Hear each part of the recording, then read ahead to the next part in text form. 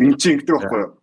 Түрүүн та нар өдөр Нико Карсон өдөр яг ингээд Нико цай их гээд явсан хаагуур нь токен дампалцж байгаа байхгүй юу? Яг тэрэн шиг юм угаасаа байнга болдог байхгүй юу? Өдөржингөө ингээд чи суугаад юу ч олохгүй байжснаа чи зүгээр гараад тамиг авах гээд ирсэн хаагуур нэг токен 20,000 дээр гараад тэрийг чамлуу найдаж явуулаад тэгээд чамаа гараад байгаа гэсэн чинь нөгөөх нь 200 явуулсан. Big story time шаа. Big story time.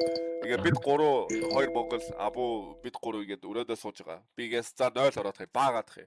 Баагаад гарч ирэх хооронд нэг coin спондоод 7 сая руу явцсан. Just imagine. But that happens a lot. Yeah. Тэгээд юу ажлын хажуудаар шаа гэж байх уу? Йоо, угаасаа тэр бол боломжгүй. Угаасаа нэгдүгээрт амар их цаг аван заяа. Тренчинг хийнэ гэдэг чинь цаг аван. Хүмүүс болохоор нөгөө forex bullshit шиг болоод байгаа байхгүй юу? Тэрөөсөө тэрэн шиг биш. Өдөржингөө ингээд Twitter авах нь тэгэл Telegram-ийн alpha chat-уудаа авах нь, group chat-нуудаа авах нь, тэгээ pump-ыг bank surfing, аль токен migrate хийх чинь тэрийгэ bank surfing. Тэгээ хажуугаар нь угаасаа энэ амар их цаг зав аван. Тэгээ дээр мангар их нэрв авдаг байхгүй юу? За тэгээд юу энийг сурчаад бүх хийх боломжтой юу?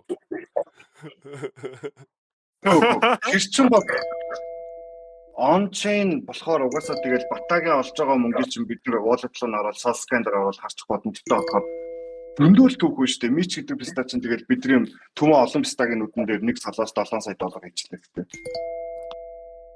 Alright, that's it guys. Ойлголоо.